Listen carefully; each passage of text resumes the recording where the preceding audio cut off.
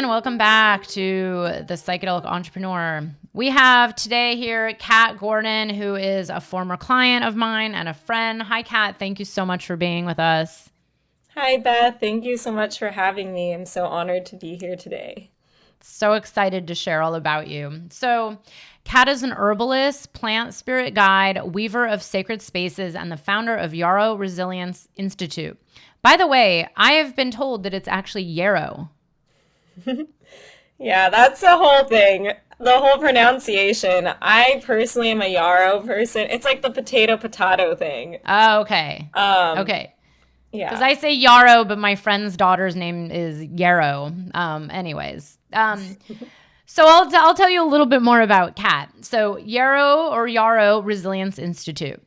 Having recently relocated to California, Kat lived in Peru for nearly 10 years, working first with regenerative agriculture and land-based practices, and then in close relationship with plant medicine wisdom holders of the Brazilian Amazon. Her journey began with a mission to heal the soil and the global food system. However, after years of traveling and working in regenerative agriculture, food justice, and nonprofit fundraising, Kat realized that to show up for the well-being of our communities and environment, we must first show up for ourselves. So her life project was born. Kat's passion is activating the power of plant spirit guides and reconnecting all beings to nature and to reconnect to self. She believes that nature can guide us in dropping out of our head and into our heart, living from the center of our unique and innate wisdom, and connecting with our most inspired sense of self. She designs immersive experiences through workshops, retreats, and one-on-one transformational journeys centered on connecting people with this innate wisdom.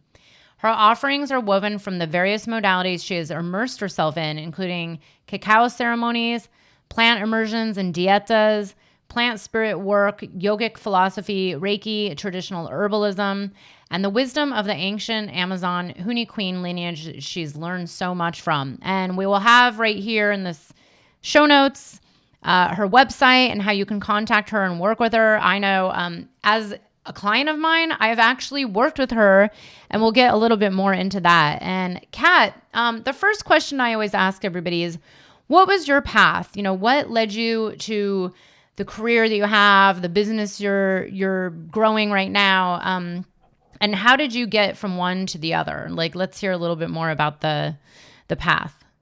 Yeah, of course. I mean, it's all interwoven. I feel like it's not so much work as like a lifestyle I live now.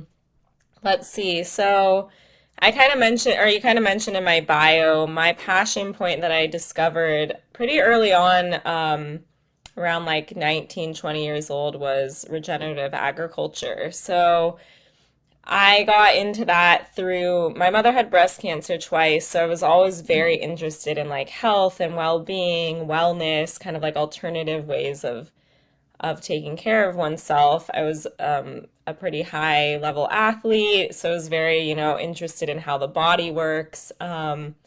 And then through all of that, I kind of got interested in food systems, where our food comes from, how we best nourish ourselves. So I came at it kind of from like a personal journey. And as I got more and more into that, I started to get into the movement of agroecology and thinking about, systems of food as a system of like empowerment or disempowerment and the social impacts of that worldwide. And I started actually growing my own food. I started working in what do you call it? School garden projects. So my first school garden project I worked at was the MLK garden in Berkeley through Alice Waters' Edible Schoolyard program, which was really cool. And I started to see the power of food to bring people together, to heal communities, to bring hope and to bring just like a different way of being, a different rhythm of life into people's way of being. So it's primarily working with kids from backgrounds where they didn't have access to healthy, accessible food. I worked in another after school garden program as well. And I just started to see the way that when these kids engaged with food, it could like radically shift their relationship with self and kind of like their families and communities and give them a sense of agency of something they could bring. to make change in their community, in their immediate home space. And so to me, that was really cool and inspiring. And I started getting really like kind of nerding out in around soil health and how that's connected to human health. And so, got into this whole idea of like the holistic, everything's interconnected, this great web of soil, microorganisms that all informs like essentially our human health, and that every action we take is so interwoven with this bigger picture of Mother Earth. Like our health and her health are so interrelated, right? And so this is a long story, but I started, I got more and more into farming. I really thought that I wanted to run my own educational farm, which in some capacity I do at some point still. And I got really into this food justice movement of making these type of skills and knowledge accessible in places where it wasn't so prevalent. And through that, one day I remember I was like packing a CSA box and I realized I felt really disconnected even though I was growing food. And that was the moment where I realized what my passion point really is like creating knowledge, community, and experiences around health and well-being, healing. And so I started to get more into that side of things, the cooking, um, events around food and growing food. And then through that, I started to meet some herbalists. I was traveling through South America, visit a lot of permaculture farms, and I started getting into like wild edible foods and seeing like, how over history all these like deeply nutritive foods and medicines had been kind of like pushed out of our food system. And that was kind of my introduction to this whole plant medicine world where I started to realize how much knowledge had been lost, and that just like really captivated my interest. Understanding that if we were able to know what's around us in our landscapes, that we have a lot of the tools to kind of like heal our own ailments, address our own nutrition and like health needs. And so that it started through food and then grew into starting to make herbal medicine, just being around, these deep wisdom holders with a lot of knowledge of plants and the land. And I started to understand the power of herbs and food to kind of bring us back to equilibrium with our bodies and like the idea of like this mind body soul connection. And so I got more into this kind of like holistic wellness and healing and herbalism path through the food system. And this was just kind of really mirroring my personal journey of healing a lot of deep disconnection from the land, from myself, from what was important in life. As an athlete and like a high level student, I was uber competitive. And all of a sudden, this whole holistic way of like everything being interconnected was really being thrown in my face through my work and my experiences. And so it was really challenging my worldview. And I think when I got more and more into this, I kind of had like a break of realities. Like I was working in this certain way and like talking about these things that weren't really how I was like acting, and my internal world wasn't really mirroring this. I was still, in this competitive mindset, this idea that this was just an experience and then I had to go get a real job. And, all this societal conditioning was kind of like sloughing off, and I kind of had this break of reality. And so that at that point, I had kind of gotten involved in this agriculture nonprofit in Peru. I was started part of a group that started founding this nonprofit essentially around high altitude agriculture. And I had this, so I was living a different lifestyle that was very non-competitive, very slow paced, and having this clash of realities. And that's when I was exposed to plant medicines. I was around a lot of Wachuma, San Pedro, and ayahuasca, and I just started to kind of be pulled in towards those plants, those master teachers, and eventually I sat in my first. I think I sat with Wachuma first, and then in an ayahuasca ceremony, and those are really kind of groundbreaking experiences that allowed me to understand how to kind of like fuse different ways of being and shed my old reality. And so I continued working in the food system world, but more and more it became about how to use all of this as a metaphor for our internal journey, if that makes sense. Wow. Yeah. Yeah.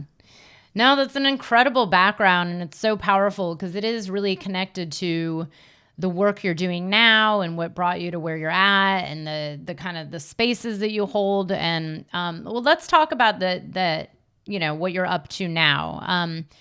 Because so full disclosure, Kat is a former client. She was in my mastermind program and she just completed. I actually did her rose dieta and it was just incredible to diet a plant that grows right outside my window and a local plant that is not psychoactive, and to go really deep into the connection. And let's talk a little bit more about what it is you're up to now, and what you were doing maybe a few years ago, and then how it's kind of shifted over the last year. Yeah, absolutely. So now I do a lot of work with plant spirit connection. I do work in the plant medicine realm, supporting sacred medicine ceremonies. Like Beth mentioned, I do a lot of work with the Huni Queen from the Brazilian Amazon. And then what I do more in my one-on-one clients and the journeys that I create outside of supporting these sacred medicine spaces is really kind of trying to be a bridge between the ancient wisdom and modern culture. So I stepped more into a role of working in retreat spaces, co-creating retreats with sacred medicine. And what I started to see was this disconnect between these expansive experiences and people moving back into their everyday lives. And being someone that works a lot with herbs and plants, I started to think, okay, how can I take this like ancient wisdom and translate it into something that people can use in every day? And so that was where things like these plant dietas with everyday plants and herbs were born, as well as rituals and practices around, okay, what are like very simple ways in my everyday lived environment that I can connect into nature in a way that is sacred, in a way that is grounding, and in a way that helps me kind of bring this new way of being into my everyday life. Because I really see like nature is a mirror for our internal world. And so the more that we can tune in, even for small amounts of times, we can kind of recalibrate our nervous system and understand like what is, outside of all these distractions, what is my true essence and way of being.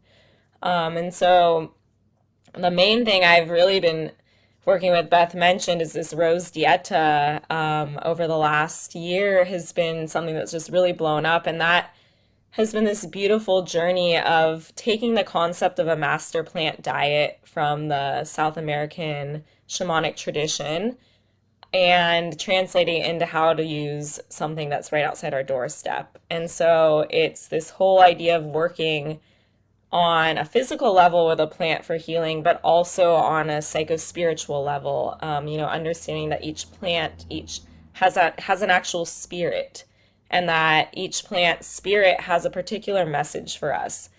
And this is pretty across the board. Different plants represent different things, and so depending where we're at in our life, we can seek guidance from particular plant spirits and open into a deep reciprocal relationship through rituals, practices, discipline, to kind of receive messages from that plant. And so what I do is I take that traditional dieta concept, so working every day with a particular plant in a particular form, and then I built on a lot of other practices like embodiment practices, guided visual meditations, medicine making, all these things that are basically fleshing out and making more real the messages you're receiving, if that makes sense. So I've started to do that rose is one big one. I work a lot with cacao.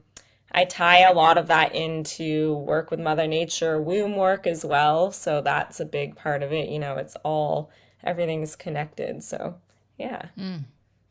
Yeah, beautiful, beautiful. And it is true. It's like, this whole podcast tends to bring in psychedelics and talk about psychedelics and these visionary plants that are bringing us into other states of consciousness. But the reality is we can actually tap into other states of consciousness with really any plant, or anything on some level. It's all accessible. And there is this incredible spirit and the connection. And like you said, it's all a mirror. It's like this is our life. And the more out of tune we are with nature or the earth or other plants that are all around us, the more out of tune we probably are with ourselves, and vice versa. I do know, my experiences of doing dietas with psychoactive plants like ayahuasca and then other master plants that are non-psychoactive, I've realized over the years that it's actually very easy to tap into these plants when you're guided through this really, the way Kat teaches with Rose, for example. I had kind of tried to do one of these on my own for a few years, and I don't know, it didn't work out very well because I really didn't know what I was doing other than, okay, I can feel the rose and maybe make some rose tea. But Kat's dieta was so deep that I really experienced this embodiment of the rose. Like I had full knowing that this was in me, like the spirit of the rose came through. I actually worked with her during a really hard period of my life during a breakup. And it was probably the one thing that really got me through that breakup with so much love. And it was actually like the most beautiful breakup I've ever had. And we're really close now, and I do think it was that work of really tapping into my heart and really learning how to work with the spirit of the rose. And there are so many beautiful plants that we can do this with. And I do know, because I've worked with Kat, this is the kind of work she's doing, is taking this whole, like even herbalism. It's like, okay, there's herbalism, and then there's really understanding like what's this connection? What are the spirits? What is it actually doing for you? So Kat, yeah, I'm curious, just really quickly. So I, met you about a year ago, and then you joined my group mastermind program and went through that whole journey. I'm curious, what were some experiences that you had, including the ups and downs, because we all know it's a initiatory experience to step into this next level of your personal power and your leadership and your truest essence. But I'm curious, like, what did you get out of the program? Like, would you say the most, like, or what was your kind of best takeaway? Wow. If anything? No, I'm kidding. I got so much. It's a hard question to answer. I mean, I think on a high level, just really receiving confidence in my gifts and my message, and that believing that I have something to put out there, and then having some sort of structure about, okay, how do I put that out there? So I really hid, I feel like, what I do for a long time. It seemed very esoteric to me. I'm basically, channeling from spirits of plants and creating content and then guiding people with this. And to explain that to the world is a little bit scary. And I wasn't sharing what I was doing. I felt like I was really hiding going into this program. I was teaching fermentation and kind of using it as a metaphor for manifestation. And so the biggest thing I received from the program was speaking my truth, putting out what I'm really, like, my soul's work into the world without fear, and a lot of tools for how to actually do that on a practical level. And then a lot of mindset work about working through all that imposter syndrome, all the things that come up when we really expose our true essence to the world. Like Beth, you say a lot, being an entrepreneur is like the deepest spiritual journey you will go on. And I have to say, once I signed up for this program, like, everything came up, and I felt 100% supported having you and a group of people that were on this journey with me to continue putting myself out there and have access to resources that would help me work through these things that came up. And then, there's so many other things like the network. There's just so many amazing humans in this mastermind. I received great opportunities for collaboration, inspiration, deep friendships, a lot of cool exposure. And, working with you, Beth, has been really phenomenal. Not only do I feel like I've been supported on a professional level, but just the depth of, like, love and care that you put into your work. After hours, I feel like a friendship has blossomed between us in a way where I feel like, even when it's maybe a little off hours or not totally 100% like my business, I can reach out and you'll like, support in that way. And so just, really receiving people to walk alongside on this journey has been huge. Yeah. Yeah. Oh, thank you so much. Yeah, it's funny because Kat is a prime example. This is something I've noticed over the years. So I tend to attract in these clients that go very deep, right? Like a lot of people in the mastermind are on similar paths of working with sacred plant medicine or psychedelics, or have just been on a really deep spiritual path. And of course, their work tends to reflect this. We had two death doulas in the program. We have people doing psychedelic integration. We have, people working with spirits. I've had, every year I've had at least one or two clients doing work that gets really into the esoteric. And what happens is it's very common, and I went through this, and I'm actually going through it now on a new level of like, oh, how do I come out to the world that my program is much more than just business? It really is like this full embodiment of your most authentic being, because the thing is, you can't really separate it. When you're putting yourself out there in this new way that tends to be, like drawn to helping people really understand something very deep, or something that's maybe not as commonplace, or it hasn't hit the mainstream yet. And I do tend to attract in a lot of people doing this work where it's like, well, it's kind of new, even though it's not new, it's ancient, right? And everyone goes through that same feeling of like the imposter syndrome, or afraid of what will people think, or how do I communicate this without sounding, weird or crazy or ungrounded? How do I communicate it so that people are attracted and really see the benefits of it?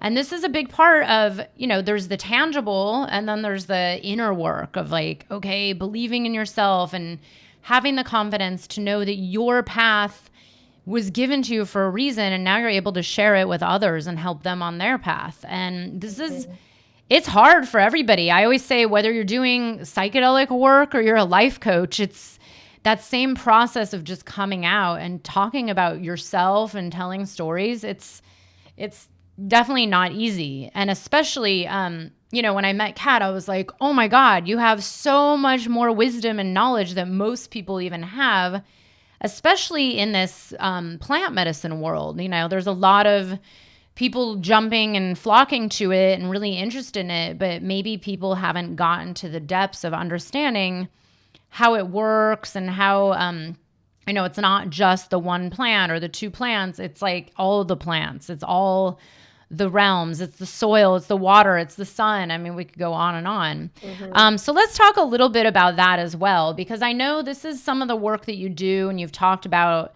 you've been very immersed in this, living in the Sacred Valley and working with the Huni Queen for a long time, and now helping, another organization on their, retreats. But what would you say would be, when it comes to ceremony and that space holding, and people who are maybe on this medicine path who want to understand on a deeper level what's happening? Like, how can you help them with that? Like, what is it you support people with in these journeys? Yeah, beautiful. So I think, wow, one of the biggest things that I try to support people with is this bigger theme in my work, is this idea of reciprocity and this deep relationship with the spirit of a plant. So, I see a lot of people come into these ceremonies a little bit like, I want to do this thing for me. And they go and they sit with something like wachuma or ayahuasca, and they don't even realize they're communing with a plant. And so it's like, how is this, it's very in the mind, like, how is this going to work? What is it going to do scientifically to me? And then what can I do with that? And what I try to bring in with people is this concept of like the sacredness of what you're doing, and that this is an ancient kind of wisdom you're tuning into. And so there's a lot more layers to it than you realize. And if you can tune into those subtleties, you can go a lot deeper, right? And so part of it is, I feel like my mission is to show people how to commune in a reciprocal relationship with a spirit. So say we're working with ayahuasca, like making sure that people understand like this is a living spirit that you're working with. what are some ways that I can tune in with this spirit, especially in the moments when perhaps it gets a little bit rough, or even setting myself up before ceremony and then following ceremony.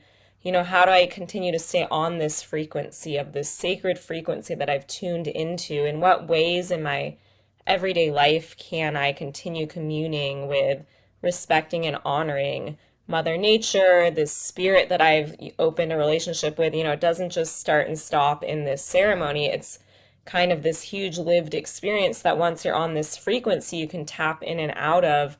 And that has to be maintained with reverence and respect. Otherwise, you kind of fall off that and you have to keep coming back to tune into it. So one of the things is that, the sacredness of this spirit that you're communing with, the interconnectedness with Mother Nature and Mother Earth. And when we come and sit with these things, that we are also tuning into political and environmental responsibilities that come with these plants, and how they are, how they come to a cup in front of you. Who are the people that are guardians of not only these sacred medicines and the wisdom, but also the environment in which they grow. And so, having worked a lot with these ancient indigenous lineages, especially the Huni Queen, that's really something that's important for me, and that I try to kind of educate people about is, hey, when you enter into this space, you're entering into responsibility in a relationship with everything around this medicine. And so it's so much more than just you and your transformation. It's about the transformation of our entire society and how we co-create with these people in these spaces. It's not extractionary, like what can this thing do for me? It's okay, what can I receive from this so that I can better show up for myself, for my family, for my community, and for the world, right? And that includes the honoring of these ancient wisdom holders and the environment, and upholding, these political, getting involved in the conversations around like demarcation of territories, all these things that come along with the medicine. You can't just be like, oh, I don't want to hear this stuff because it's heavy. It's like you kind of take on a contract to be involved in that if you're going to receive from it as well. So that's one. And one way that I kind of link people into that in a tangible way is kind of trying to bring them to the point of like, why are you sitting with these medicines, right? And Beth, we kind of talked about this, but it's this idea of, what is your bigger reason for being here? Why are you in this ceremony? It's not just about feeling good. And yes, we all have things we have to unpack. And, some people have very deep traumas. Some people want to tap into their creativity. Some people just want to get into their heart space. But it's like, what is your deeper purpose for being here? And when I see people have the deeper transformations in their life, is when they can link it to something so much bigger than themselves. Like, it's about being of service to humanity. Is really like, we do this work on an internal deep level so that we can be of greater service to humanity and to the collective global healing. And that's something I really learned from the Huni Queen, because their way of working in ceremony is very communal. So there's light, there's fire in the ceremonies. It's interactive. Everyone has a role. You sing, you dance. And so it's like, not only am I going deep into my process, but I'm doing this actual healing in this particular moment in community, meaning I have to sit up. I need to behave like, in the sense of like, take responsibility for how I am moving through this really rough process, how I'm affecting the people around me. And that's really a mirror of how you show up in your everyday life. Am I just sitting back and asking someone to take care of me, or being a victim to what this medicine is doing to me that's hard? Or am I sitting up and being like, asking for help when I need it, using the tools that I have, and like realizing that all the strength I have is within me, right? And that's, so I try to show people, like, if you are anchored in this bigger reason of like, why did I come here? Why do I sit with these sacred medicines? It's a reciprocal relationship with a spirit who's going to respond, and you can go so much deeper in your process to be able to unlock things that then you can apply in your everyday life, because the spirit of the plant knows, hey, this person's here for something bigger than themselves, and we have deep work to do because we have a lot of work to do for humanity, right? And so she'll take you really deep into like, how can I be more creative? How can I create in a more heart-centered way, more in alignment in my life? And as I do that, that ripples out into humanity in a positive way. And so if you're kind of following me, I try to get people on this track through like entering into this is sacred, this is something that you need to be honoring, respecting, and like linking into your bigger purpose, and then the expansion that happens in these sacred kind of like altered states. You can bridge in, and there's a lot more sense making about how I then show up as a human being in this world. Yeah. Ah, so beautifully said. Yeah, Kat and I have talked about this before because I feel the same way. Which is kind of what called me onto this whole entire path I'm on, was really witnessing the amount of people that turn to these beautiful plant medicines, and then you kind of have to ask yourself, well, like, why? If they're not really making any big changes in their lives, in the world, or not really stepping into their purpose, and they're just going for the experience, or for like me, and not really questioning this larger picture here. I started wondering, I'm like, well, why does everybody keep coming back then? And I always said Kat could really develop an entire program around this, because I think it's going to come up more and more. It already is coming up more and more. And I do believe it's going to come up more as this medicine work, whether it's with plants or even, other forms of psychedelic medicines. This question does always it comes back to this interconnection, and what is the intention? Like, why are we turning to these, and how deep can it get? Because I do remember my own path where there was a turning point where once I realized, like, wow, this is so much more than just drinking a substance and then being in an altered state. It's like these spirits that are here to help, who I'm here to work with. It's a relationship. And like you said, that relationship doesn't just end when the ceremony's over. It's like, that's it. Like, it's with you. I mean, I believe there's a built relationship, then it's, I would say until the end of this incarnation, or maybe multiple incarnations, who knows? But Yeah, and it's a whole way of like being in the world that I think you can then apply to a lot of other things. So it's like, how do I want to be? And it's so simple. And you observe these indigenous cultures, how I've observed the Huni Queen, and it's so simple. This idea of like living from the heart and living in this way, but we complicate it. And if we can have that experience, it's like, okay, how can I be this way with everything I do, not just bringing the spirit of ayahuasca? How can I be this way in every plant, food, thing I put in, on, and around my body? And how can I be in relationship with other beings, everything, the earth? It's, you really can carry that whole thing into your lived experience. Yeah. exactly. And that's the whole point. And here's the thing, this doesn't have to be with an ayahuasca type plant. This could be with the rose. The rose dieta, I was not touching ayahuasca the whole time at all. I didn't actually work with any psychoactive plants. And it really did open me up to this whole other world of, oh, wait a second, I can actually walk with an open heart like this all the time. Or I could go deeper into, really owning all levels of my feminine power, and my, like my new bud versus my, rose hips, and really understand the different levels of life and how to work with the relationship of self and the connection to the all.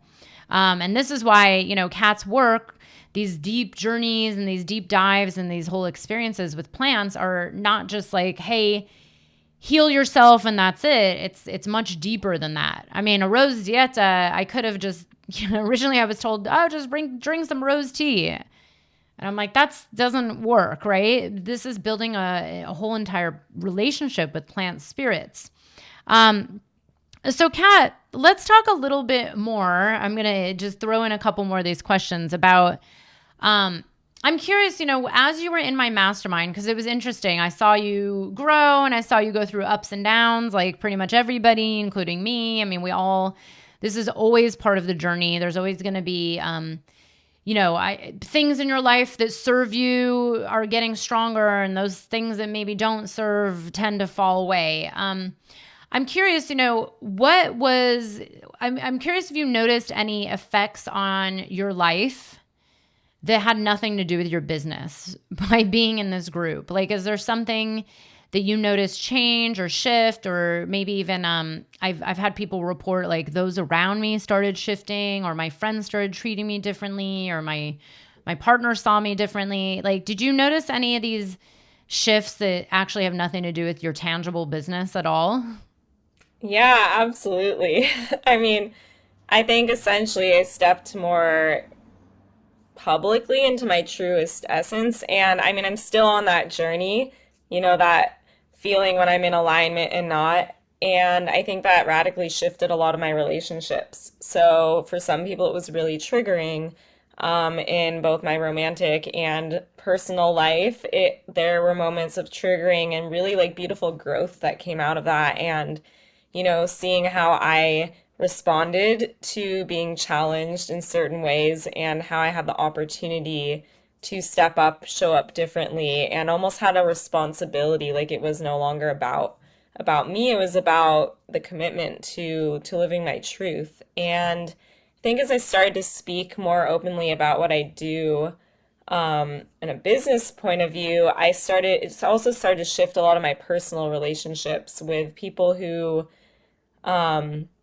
saw value or started to understand who I really was. I felt like I was kind of like hiding that. So actually with a lot of my close girlfriends who actually are not on what I would call like this path, if you will, or this way of being that I've kind of committed my life to, I was starting to feel like a bit of a disconnect. And I was afraid of stepping further into it publicly, thinking that I would have to lose a lot of relationships. And I was, it's just a testament to like we create these stories in our head, where I really ended up being pleasantly surprised that it brought me closer to many people because they started to ask me for support, to see the ways that we could plug in together or that I could be of service to them. And I started to just kind of uniquely offer my wisdom, the ways that I felt I could support them. And, then I received a lot of support in reciprocity. And so I think in that way, it shifted a lot of my like personal relationships in a positive way. And, the ones that weren't in alignment have started to fall off, but in a more natural, just like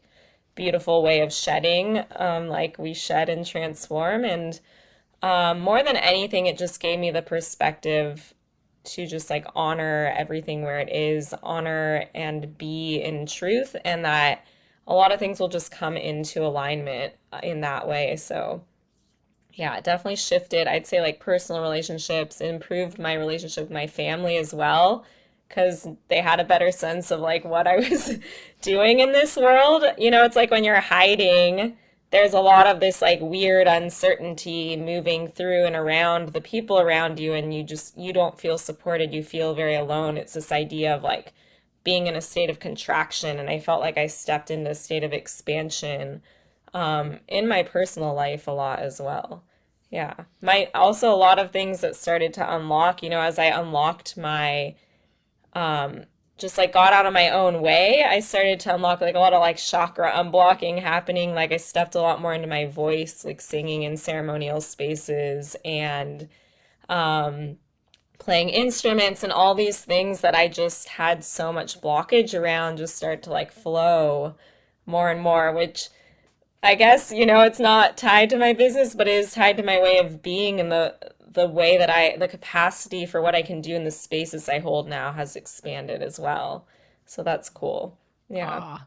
And it actually is tied to It business because is. I know it's so weird. It is all interconnected. The being able to share a voice, whether it's singing in a ceremony or in the shower or on social media, it's like it is all interconnected. And it's interesting because I was gonna ask you about these friends, and you are not the first person to mention this, and you're definitely not the last. There's even some new people in the new mastermind who say the same thing, like, okay, all my friends don't relate to what I do, or they think I'm crazy, or they don't understand me, or I'm scared of what they will think. I've seen people afraid to post things because of their family. I actually just spoke to someone yesterday who said, well, you know what? I'm just going to hide all this until I quit my job. And I'm like, well, wait, like you have to start the business so that you can then quit your job. So you can't, but it is really, like you said, there's these stories we make up in our head. Like, what will people think? When I came out about my medicine work,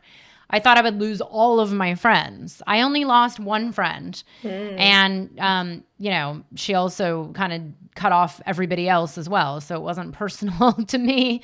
But that's the reality is very often what's happening is when you're coming out into your authenticity and into your truth, your voice, people will either show up or they'll, like you said, like slowly kind of melt away. And that's that.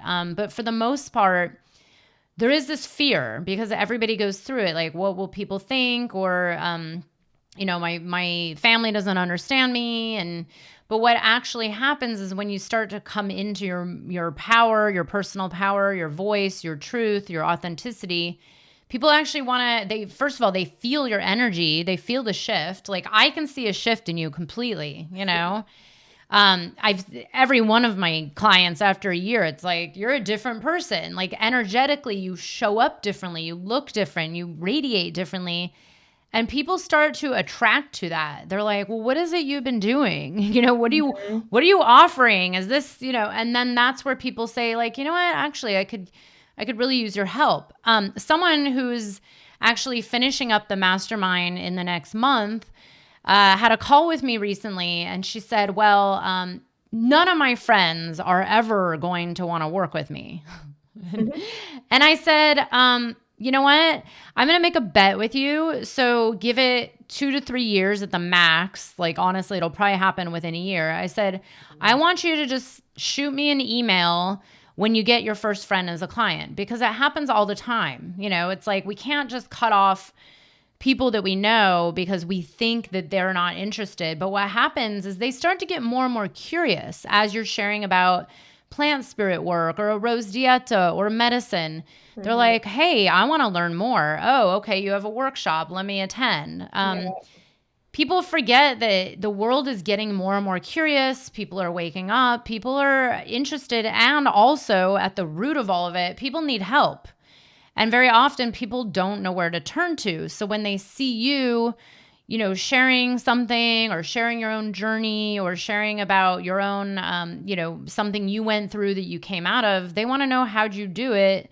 And then they're, hey, Kat, let's talk. So I love hearing about all this because you definitely have had some opening of the chakras and the voice and really coming out of your shell and coming more into your personal power, which is just incredible. I would add, for example, I realized too that I was almost doing like a disservice to humanity and my work and myself because essentially, for example, not talking about my work with sacred medicines, which informs my other work, like my rose dieta and these other like flower medicine works that I do, it all comes from the medicine, right? And the Huni Queen is my family. Like they have invited me into their family. I consider them family. And it was like I was hiding my family from other people. And that's not fair to like that side of my relationships. And then suddenly seeing that as I share the depth of the relationships I have with these people, it's way beyond ceremony. I have very deep personal relationships that then I saw opportunity to link other friends to these to these people. Maybe they'll never sit in medicine, but to even, share music, come to an online event I'm hosting or a hape circle. Maybe they just listen to the music and the myths and the stories and connect to the Amazon. And it's like, I was like essentially severing those potential relationships. And now it's like everyone can benefit from this. Yeah. Exactly. This is where I always say it's not about us. It's mission over ego, meaning, it is about, what are we here to do? How are we here to serve? And when we connect to that larger piece that's beyond us and our fears, then we do things or put ourselves out there or share something for our larger vision for the world and not just for ourselves that wants to stay safe, because it's really, we have to get past that. And that's a huge process of what we do inside of the group mastermind too, is really getting in touch with that and learning how to get past all those fears and the imposter syndrome and the doubts so that you can really bring it out there to fulfill this larger piece of your service. It's not, because it's really, yes, our business is partially about us, but it is a big part about this larger vision you have. Like, why are you even called to this? Because, if you're not being called to this for a deeper reason, then it's like, well, then you could just go get a job that doesn't really matter, or doesn't really have any meaning to it. But when you're on this path of showing up to help transform the planet and transform lives, then yeah, this is where it's like, okay, it is scary, but there's something bigger than you here, which is a huge piece of this journey that we go through inside of the mastermind. So speaking of which, Kat, what is it that you have coming up over, the next few months? Like, what's your next offering? I know you have a lot of incredible, plant spirit and plant medicine workshops throughout the year, the Rose Dieta. But yeah, what's next, and what can people join in? Cool. Yeah. I mean, so I always have my Rose Dieta kind of ongoing. If that calls to anyone, I do one-on-ones, and I'll probably put together a group one at some point. And then I'm actually going to be launching in February a 4-part plant spirit series with flower medicine. So it's all about flowering in relationship to self, mirrored through the spirit of different flower medicines. So it will be some work on like how these plants, how these flowers work physically in our body, and then also how to cultivate deep relationship with the essence of each particular flower. And rose will be one of them. I will weave cacao work into it, and it will be also learning a lot about like energetic hygiene, self-care, deep relationship with self, sacred reciprocity, and then how to really cultivate reciprocal relationships with the different messages that each particular flower has to offer. So there'll be 4 different plants we'll work with. We'll do a lot of cool stuff like flower bathing, limpias, so I'll be bringing in a lot of my knowledge from South American healing traditions. So it will be, learning a little toolkit of how can I continue cultivating a relationship with these particular flowers we're going to work with, but then how do I apply this to other plants that I want to cultivate deep spirit relationship with. So it'll be 4 months, 4 different plants and 4 different themes we work through, with the overarching theme of, deeply flowering in relationship to self and our true essence.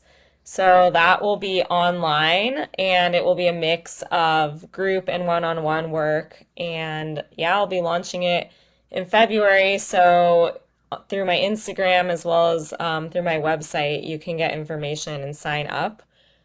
And then as for in person, I'm actually helping co-organize a tour with the Honey Queen in the States this year. So we'll be here for 3 months. So if that's something that calls people, that will be happening. And throughout that, I will be offering some in-person work as well with plant spirit connection if the online isn't really your forte. So yeah, everything will be out on my website.